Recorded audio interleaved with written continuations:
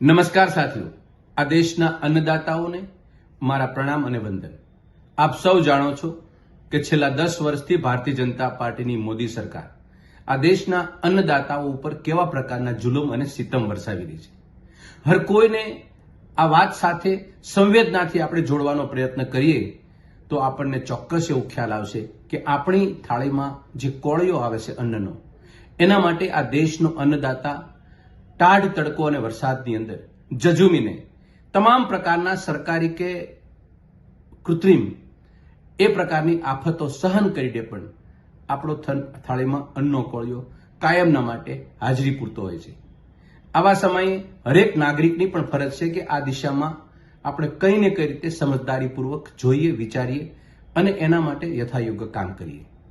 કોંગ્રેસ પક્ષ લોકસભાની આગામી 2024ની ચૂંટણીની અંદર હર હંમેશની માફક ખેડૂતો સાથે, અન્નદાતાઓ સાથે સંવેદનાથી ઉભા રહેવાની માનસિકતા ધરાવે છે અને એને લઈ આ દેશમાં શ્વેત ક્રાંતિ અને હરિત ક્રાંતિના પ્રગણ એ કોંગ્રેસ પક્ષની દેન છે।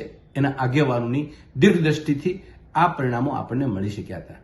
આપણે આત્મનિર્ભર બન્યા અન્નમાં, તો પણ આપણા દેશની અંદર કોંગ્રેસની સરકારોની એક માનસિકતાથી, એક એવા દૂરંદર્શી પગલાથી આપણને આ પરિણામો સારા મળ્યા હતા।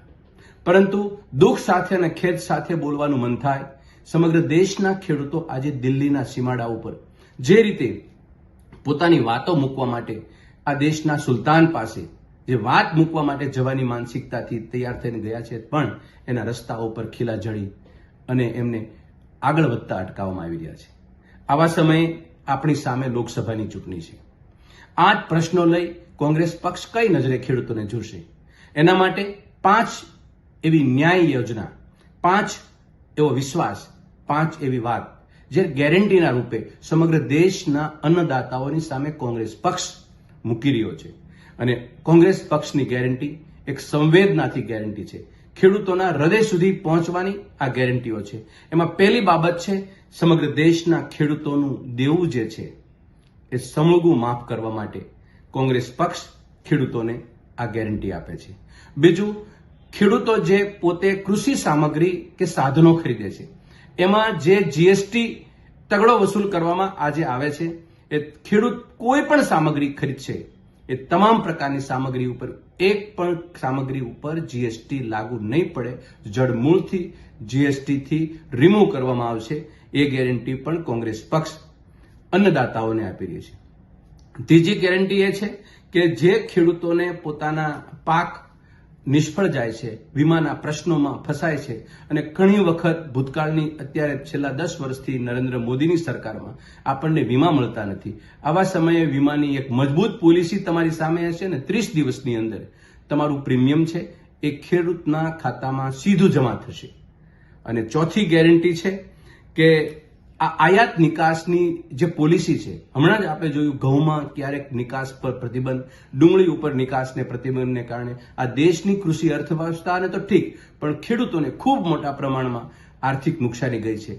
આ નુકસાની ન જાય એના માટે કોંગ્રેસ પક્ષ ખેડૂતોને એક એવું વચન આપે છે કે એવી આયાત નિકાસની પોલિસી ઘડવામાં આવશે કે ખેડૂતોને ક્યારેય તે આ દિશામાં પ્રશ્ન કરવાનો કે વિચારવાનો કે ચિંતા કરવાનો મોકો નહીં આપે। અને છેલ્લી 5મી જે ગેરંટી જે છે એ મજબૂત ગેરંટી જે આજે ખેડૂતો એના માટે લડી રહ્યા છે એ છે એમએસપીની, મિનિમમ સપોર્ટ પ્રાઇસની ગેરંટી આપશે અને કાનૂની કાયદામાં એને વણવામાં આવશે, જેથી કરી કોઈ પણ માણસ, આ દેશનો વેપારી ખેડૂતોને છેતરવાની એ કોઈ હિંમત નહીં કરે। હું આપને આ 5 ગેરંટી, મારા કોંગ્રેસ પક્ષના શિર નેતૃત્વ તરફથી અપાયેલી ગેરંટી, હું આપ સૌને એની વાત મૂકી રહ્યો છું। હું માનું છું કે આ 5 ગેરંટી આવનારા દિવસોમાં ખેડૂતને પણ સોનાનો સૂરજ ઉગશે અને દેશના અન્નદાતાઓ સામૂહિક રીતે આ દેશની કૃષિ અર્થવ્યવસ્થામાં જે મજબૂતાઈથી પોતાનું યોગદાન આપે છે એની પણ ખરા અર્થથી કોંગ્રેસ પક્ષ નોંધ લેશે અને વિશ્વ કક્ષાએ ગુજરાતનો કે દેશનો ખેડૂત આ દિશામાં કામ કરી અને દેશની કૃષિ અર્થવ્યવસ્થામાં મજબૂતાઈથી પોતાનું યોગદાન આપવાનું આત્મગૌરવ અનુભવશે। આટલી વાત આવનારી ચૂંટણીની અંદર કોંગ્રેસ પક્ષની સાથે સમગ્ર દેશના અન્નદાતાઓ ઉભા રહે એવી નમ્ર અપીલ અને વિનંતી કરું છું। આપ સૌનો ખૂબ ખૂબ આભાર, ધન્યવાદ।